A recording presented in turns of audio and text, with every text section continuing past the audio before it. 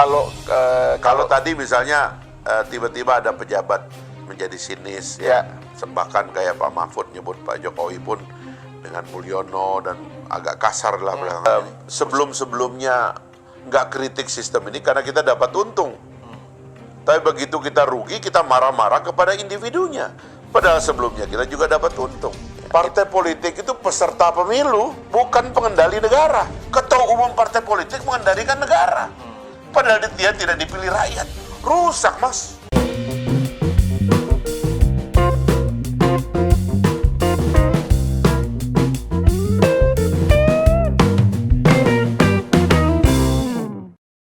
Assalamualaikum warahmatullahi wabarakatuh. Shalom, Om Swastiastu, Namo Buddhaya, salam kebajikan, salam sejahtera bagi kita semua. Kembali lagi dengan saya di sini Leonardo Sirait di channel kesayangan kita ini, Sirait Media. Oke teman-teman, kali ini kita akan membahas hal yang sangat menarik tentang PDIP. Nah teman-teman, terlebih dahulu kita tahu bahwa PDIP yang dulunya mesra dengan Pak Jokowi tidak dibayangkan lagi sekarang ya. Bagaimana seperti minyak dan air ya, sudah tidak bisa disatukan kembali gitu ya. Jalannya yang berbeda karena sudah berbeda kepentingan politik gitu ya. Sekarang PDIP sangat membenci Pak Jokowi gitu ya. Di sini Fahri Hamzah menilai ributnya PDIP ke Pak Jokowi tidak lain karena kepentingan politiknya gitu ya. Sudah tidak sama lagi dengan Pak Jokowi gitu, sudah berbeda pandangan gitu kan, ataupun berbeda visi misinya, ataupun berbeda kebijakan-kebijakan ataupun gaya politiknya gitu ya, udah nggak nyatu lagi gitu. Oke, tanpa berlama-lama langsung aja kita saksikan video dari Pak Fahri Hamzah ini ya teman-teman. Apa yang kita terima itu adalah karena kita ada dalam cangkang sistem yang kita nggak bisa keluar dari situ. Nah karena itulah saya setiap melihat ada orang benci kepada Pak Jokowi pun, ada orang yang nggak bisa terima dan sebagainya, itu saya lihat dalam kerangka sistemnya itu yang pertama. Yang kedua, berusaha tidak mempersonalisasi setiap persoalan. Nah sehingga kalau saya ngelihat banyak orang yang tiba-tiba menjadi sangat personal, itu juga saya sedih ya. Artinya banyak teman-teman kita yang kita anggap pemikir besar pun tidak bisa keluar dari personalisasi ini. Nah karena itulah kemudian kalau kita membaca apa yang terjadi ya, sekali lagi ya, sebenarnya tidak ada yang tidak normal dalam bahwa ini adalah akibat dari sistem itu tadi gitu. Apa yang kita baca satu-satu aja lah misalnya ya. Pertama, misalnya masalah yang paling sulit apa yang nggak bisa kita ngerti? Coba kita baca coba deh. Yang paling sulit. Kalau tadi misalnya tiba-tiba ada pejabat menjadi sinis ya, bahkan kayak Pak Mahfud nyebut Pak Jokowi pun dengan Mulyono dan agak kasar lah belakangan ini. Menurut saya itu pribadi. Jadi ada wilayah pribadi dia yang kena serang, yang itu kemudian dia sulit terima. Gitu. Memang orang tuh sulit nyari orang yang kalau diserang pribadinya itu biasa-biasa saja. Karena yang kalau kita belajar dari kedewasaan pemimpin kan, termasuk dalam agama Islam itu pemimpin agama ya. Nabi itu kan masalah dia itu kan dia nggak pernah tersinggung kalau masalah pribadinya kan. Dia cuma cemburu kalau agama kan, kira-kira begitu kan. Betul. Tapi pribadi itu sama sekali tidak bergeming dia. Jadi, nah saya kira ini yang terjadi di kawan-kawan kita itu tadi. Satu, personalisasi. Yang kedua, nggak lihat gambar besar. Loh ini gambar besar, ini semua normal kok sebagai akibat dari sistem yang ada. Bahwa kita kemudian sebelum-sebelumnya nggak kritik sistem ini karena kita dapat untung. Tapi begitu kita rugi, kita marah-marah kepada individunya. Padahal sebelumnya kita juga dapat untung. Ya, ini yang misalnya para pengkritik Pak Jokowi dan yang kemudian sebelumnya adalah para pendukung Pak Jokowi, terus tiba-tiba jadi kayak militan, kayak gelap mata gitu. Come on, yeah, it's the same system. Jadi sampean yang harus istilahnya itu harus mengoreksi diri juga gitu loh. Karena kita berada pada sistem yang sama. Saya selalu gitu, Mas. Gitu. Makanya saya terus terang, waktu saya mendukung Pak Prabowo, tapi di tengah jalan Pak Jokowi punya ancaman-ancaman, saya lihat ya, dari problematika yang sedikit banyak memang inilah PR-nya, menghentikan sandera kepada presiden. That's problem sistemik, Mas. Sistemnya nggak maunya gitu. Jadi misalnya, sejak kapan boleh ketua umum partai politik ikut mengendalikan kekuasaan? Nggak pernah, Mas. It's not in the constitution, it's not in the undang-undang, nggak ada, Mas. Saya waktu dulu saya konflik sama teman-teman di PKS. Sampai saya membuat kajian sendiri dan membuat buku. Saya baca semua undang-undang. Partai politik itu peserta pemilu, bukan pengendali negara. Pengendali negara itu adalah orang yang dipilih, elected official. Ya. Itu pengendali negara. Tapi kita keterusan. Partai politik menjadi peserta pemilu, tiba-tiba ketua umum partai politik mengendalikan negara. Padahal dia tidak dipilih rakyat. Rusak, Mas. Kita mesti address ini dari awal kepada Pak Prabowo. Partai politik, kau boleh peserta pemilu. Ya, karena kau juga ditoblos rakyat, tapi pada dasarnya rakyat itu bermigrasi. Karena siapa yang terpilih itu kan siapa yang dapat suara paling banyak. Ya. Artinya kan rakyat milih orang. Nah kalau rakyat sudah milih orang, terus ngapain ketua umum partai politik ikut mengendalikan dari belakang? Ini yang mengerusak. Dan itu yang dihadapi oleh Pak Jokowi, ketidaknyamanan duduk di kursi presidensialisme, tapi pada saat yang sama dia tahu di sekitarnya ini diterpedo oleh banyak kelompok. Bagaimana coba caranya ini? Ini kita omongin dari sekarang. Makanya saya bilang berkali-kali tentang Pak Prabowo, jangan kalian coba-coba ganggu Pak Prabowo. Saya sendiri terus terang, Mas, ya, kalau mau jadi mulut nggak enak, saya mau ngomong menjadi mulut yang jangan ganggu Pak Prabowo, jangan ganggu presiden. Supaya nanti juga kalau kita nagihnya enak. Sekarang kita mau nagih Pak Jokowi susah, Mas. Yang bermain di sini siapa? Yang bermain di sini siapa? Kementerian pesta sendiri. Pak Jokowi setengah mati pengen mempercepat investasi, bahkan mengakselerasi dengan lahirnya peraturan pemerintah, kepres untuk percepatan investasi. Kementerian main-main. Antara mereka nggak kompak, saling sikut, saling sandera. Kan itu kita lihat hari-hari, Mas. Dan kalau kita mendekati, dia bilang saya punya 2 bos. Saya bukan cuma bos, saya bukan cuma presiden. Saya ketum, saya juga bos. Nggak boleh begini. Ini subversi, Mas. Nggak boleh ada lagi. Nah ini yang begini-begini, saya baca sebagai persoalan sistem. Teman-teman kita nggak baca ini sebagai persoalan sistem. Kita harus mendorong sebagai masyarakat sipil, mendorong pemurnian daripada sistem kita. Itu semuanya hilang dengan sendirinya, Mas. Masalah tahu kalau kita nonton debat presiden di negara-negara maju, ya, di negara-negara yang matang gitu kan. Kalimat paling banyak dia ngomong itu adalah I will, dia bilang, fix the system. Fixing the system. Karena memang kita nitip nasib kita tuh dalam sistem, Mas. Bukan hanya satu orang. Masa negara sebesar ini, kita cuma mengandalkan satu orang. Cabang kekuasaan ada eksekutif, ada legislatif, ada yudikatif. Kita punya masyarakat sipil yang bikin podcast kayak gini. Kan banyak orang, Mas, kok tiba-tiba yang salah cuma satu orang. Nah yang kayak gini nih yang harus kita, saya kira ya, Mas, di masa yang akan datang, mari kita perbaiki lah gitu. Nah itu kalau Bung Fahri nyebut sistem ini kan sebenarnya konsisten dengan poin yang selalu dikemukakan Bung Fahri ya, mengenai presidensialisme yang katakan aja kurang kafah lah di Indonesia gitu ya. Tadi soal sistem, misalnya soal kayak hubungan antara partai politik ya, atau ketua partai politik dengan presiden dan seterusnya.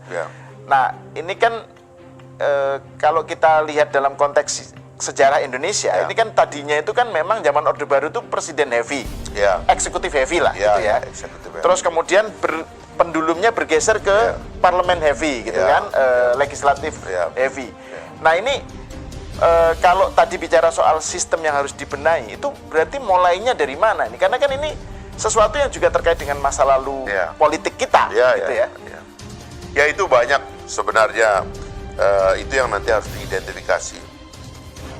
Karena ada beberapa perangkat sebagai syarat bagi negara demokrasi, memang yang harus kita perbaiki secara keseluruhan. Pertama-tama ya, kita selalu membacanya itu ada, kalau kita bicara sistem itu ada selalu 3 persoalan yang harus diselesaikan. Ada yang sudah selesai, ada yang belum selesai. Yang saya sering katakan, yang pertama adalah konstitusi. Pada dasarnya konstitusi kita sudah baik. Meskipun saya menganggap perlu ada sekali lagi amandemen untuk memperbaiki kesempurnaan cabang kekuasaan. Karena ini yang harus solid. Ya.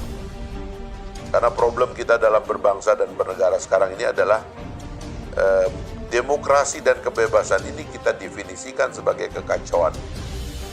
Jadi kita mengentertain kekacauan as kita mengentertain freedom. Padahal ini kacaunya di sini. Ya, jadi semua desintegrasi. Makanya saya mengatakan bahwa harusnya cabang kekuasaan itu disolidkan. Sekarang ini Mas ya, disintegrasi itu terjadi pada semuanya. Mas lihat aja itu di kamar cabang kekuasaan legislatif. Antara DPR dan DPD itu Mas, itu tidak saling dukung. DPR itu merasa DPD ini nggak perlu ikut-ikut lah. Kamu itu kan cuma rekomendasi. Sementara DPD juga makan hati juga. Bagaimana dia lembaga, ya kita pernah punya tradisi parlementer, bahkan federasi. Ketika kekuatan daerah itu memang dihargai representasinya, tiba-tiba DPD-nya nggak dihargai. Apa itu DPD? Itu kan LSM plat merah aja, ya kan? Digaji dengan, ini kita mohon maaf, jadi saya bicara agak di atas nih biar kita juga ngelihat ini kekacauan sistem ini adalah akibat dari ini juga. Nah jadi nggak kompak ini. Muncul MPR, MPR-nya juga anomali, tugasnya kan cuma 3. Melantik presiden, wakil presiden, mengimpeach kalau ada proposal dari Mahkamah Konstitusi, dan amandemen konstitusi cuma 3. 2 dan 3 nggak pernah dikerjakan. Yang dikerjakan cuma 1, melantik doang. Kalau dia tugasnya cuma melantik terus, buat apa dia dibikin permanen? Kan itu pertanyaan ini. Karena ini akan menjadi power holder yang kadang-kadang kita nggak ngerti. Kok keaktifannya, apa keaktifannya? Dia bilang sosialisasi. Come on. Lembaga sebesar ini bertugas sosialisasi. Sosialisasi tugasnya PR. Tugasnya buzzer, tugasnya orang di marketing department atau begitulah gitu. Nah ini kan sekali lagi amandemen yang saya katakan ini mesti disolidkan. Di kamar judikatif Mas. Di kamar judikatif itu antara KY, MA dan MK. Ini juga belum kompak. Antara MA dan KY masih saling intip. Pengawasan yang dilakukan oleh KY kepada MA terutama itu masih saling mencurigai. MK dan MA coba bayangkan kemarin itu yang keputusan tentang umur itu kan MA membuat keputusan atas satu judicial review yang melihat bahwa batas umur pengajuan calon itu tidak jelas. Apakah pada saat pendaftaran, pada saat penetapan, pada saat kemenangan, atau pada saat pelantikan. Orang ini bingung, ini umur tuh yang mana? Lalu kemudian yang di judicial review adalah keputusan keputusan KPU yang mengatakan ditetapkan pada saat pendaftaran. Oleh MA mengatakan bukan, tapi pada saat pelantikan. Dia bilang karena dia mulai bertugas. Lalu MK bikin keputusan. Dia bilang enggak, yang benar itu adalah pada saat pencalonan lagi. Jadi buyar. Ini institusi itu mengirimkan sinyal ketidakpastian. Dan kadang-kadang kita itu Mas ya, wah bagus katanya gitu, biar ini ada check and balance. No, check and balance di satu cabang itu nggak baik. Cabang itu harus solid. Kamar-kamar kekuasaan ini harus solid. Jangan kemudian menjadi sumber ketidakpastian. Saya banyak komplain lain lagi Mas. Sistem banding Mas. Pengadilan negeri, pengadilan tinggi, kasasi, PK 1. Dalam perdata nggak jelas PK mau sampai berapa.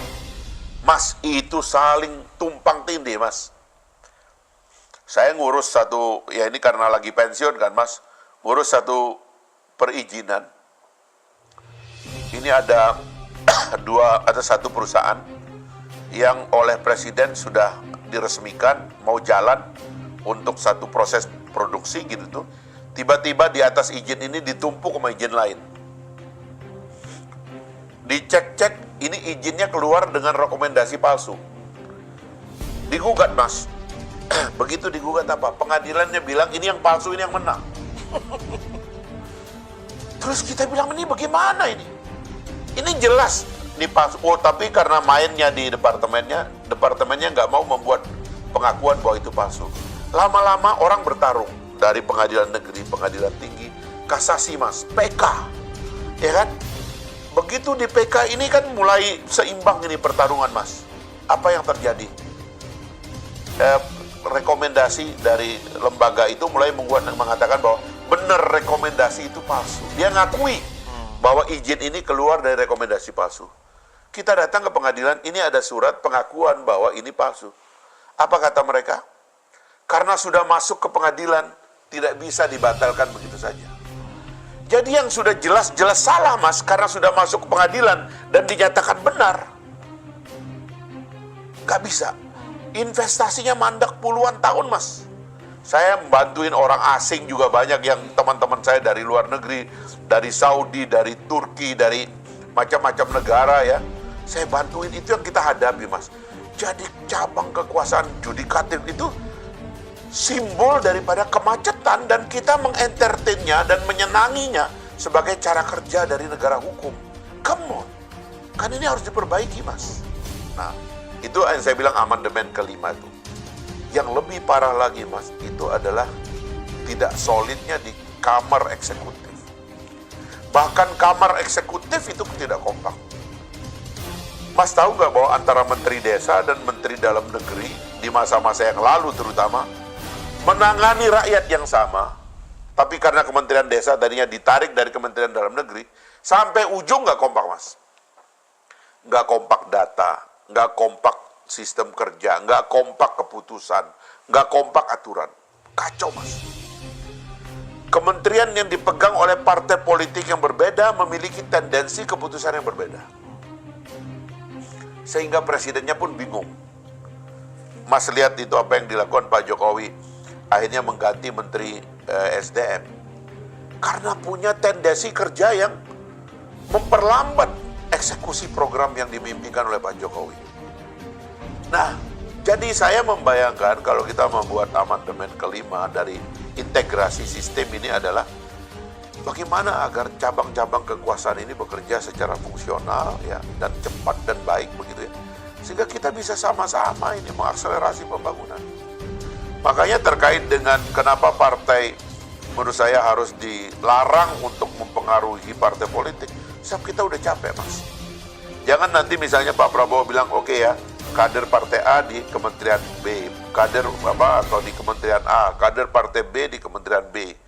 Udah semua ya. Terus tiba-tiba orang itu lapor ke ketua umum partainya masing-masing, program presiden terbengkalai. Oke teman-teman, itu tadilah videonya ya. Di sini menurut saya sih ketika diuntungkan ininya diam 1000 bahasa gitu kan.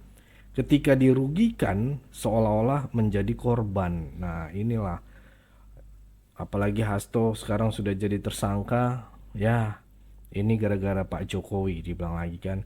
Apakah itu tepat untuk menggambarkan sikap PDIP ke Pak Jokowi? Ya, bagaimana menurut kalian? Bagaimana teman-teman ya? Komen lah di bawah, karena kolom komentar sudah saya buka juga. Oke, cukup segitu dulu teman-teman. Berikan tanggapan teman-teman yang menonton video ini. Bagaimana? Boleh berikan pendapat kalian di kolom komentar. Pesan saya pokoknya tetap jaga persatuan Indonesia. Jangan mau dipecah belah, jangan mau diadu domba, karena NKRI harga mati. Saya Leonardo Sirait, mohon undur diri. Bye-bye.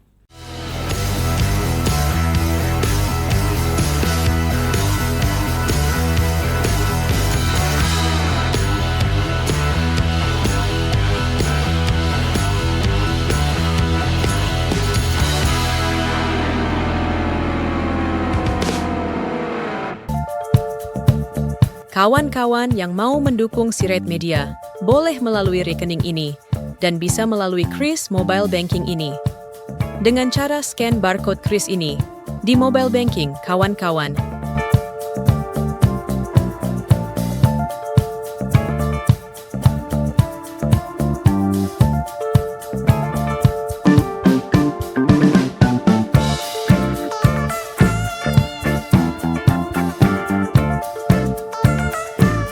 Dan jangan lupa juga mendukung pelayanan di yayasan kami melalui rekening ini dan bisa melalui Kris Mobile Banking ini. Dengan cara scan barcode Kris ini di mobile banking, kawan-kawan. Berapapun itu sangat berguna bagi pelayanan kami. Mari terus kita suarakan suara rakyat jelata dan terus berdampak bagi Indonesia. Terima kasih.